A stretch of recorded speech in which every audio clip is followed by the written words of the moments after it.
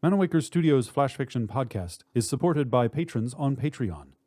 To find out more or to add your support for as little as $1 a month, visit patreon.com/Manawaker.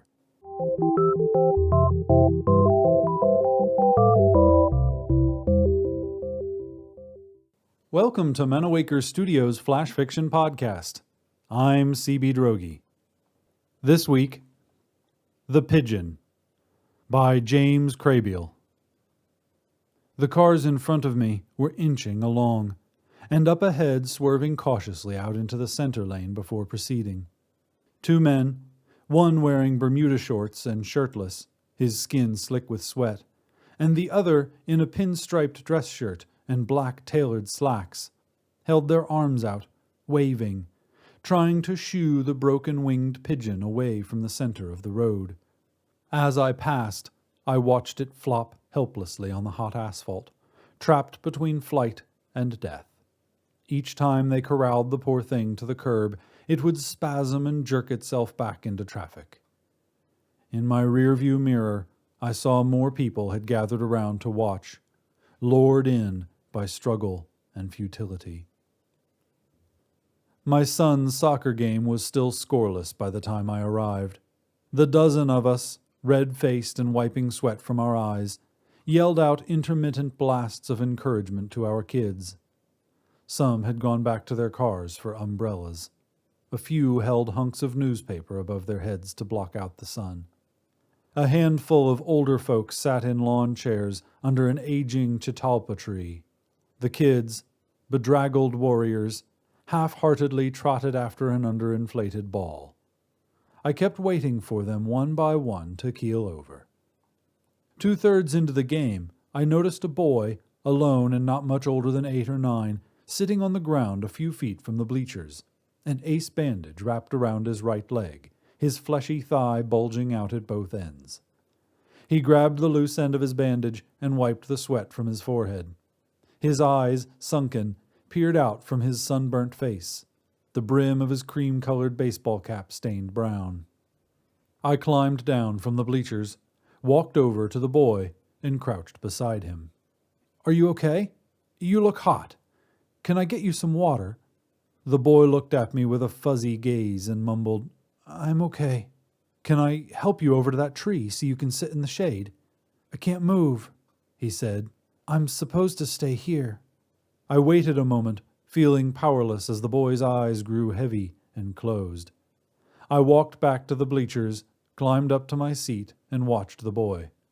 Every now and then his head rolled lazily on his shoulders, his eyes slits, as if he were falling asleep.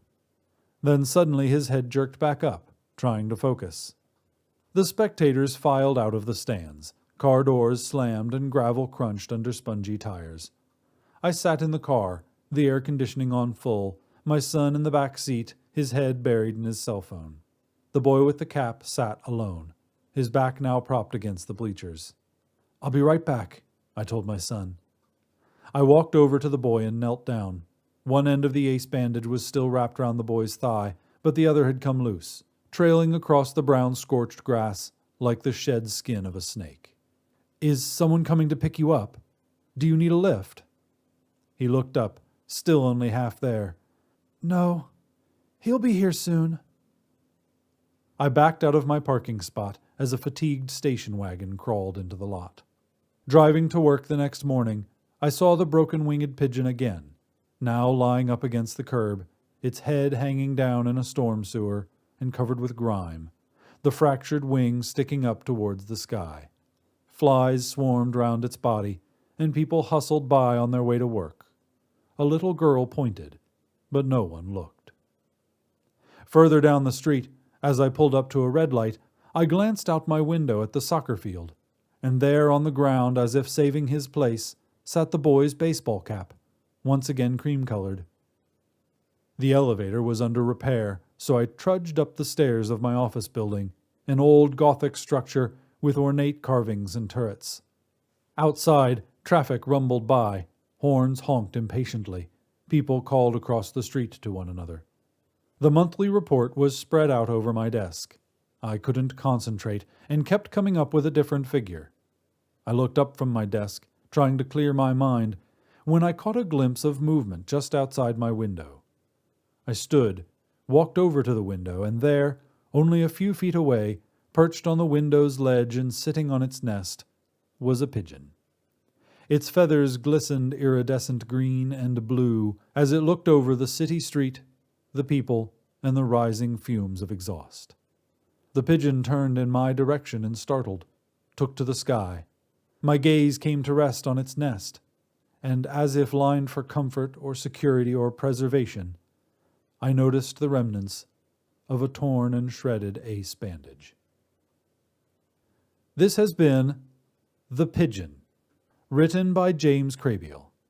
For more information about Manawaker Studios' other projects, including books and games, visit manawaker.com, which is also where you should go to learn more about the authors featured on this podcast or to get details about submitting a story.